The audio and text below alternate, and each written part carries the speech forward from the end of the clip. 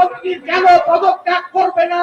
স্বাস্থ্য দপ্তরে এত দুর্নীতি, স্বাস্থ্যমন্ত্রী কেন পদত্যাগ করবে না? স্বাস্থ্যমন্ত্রী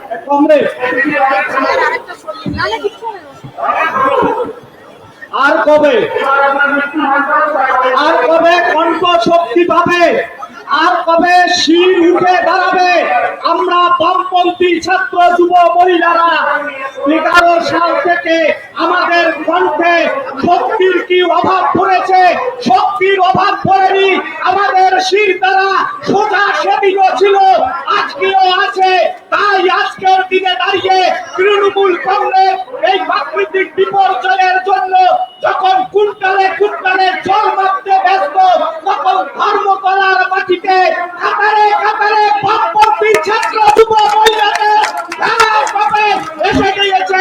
এই বাজারে দাঁড়িয়ে তালা থেকে টালির চাল তিলোত্তমার ষড়যন্ত্রকারীদের ছাড়বো না, এই শপথ নেওয়ার জন্যই আজকের এই মহতী সমাবেশ। আপনারা এসেছেন তালা থানার ওসি থেকে শুরু করে আরজি করের প্রিন্সিপাল।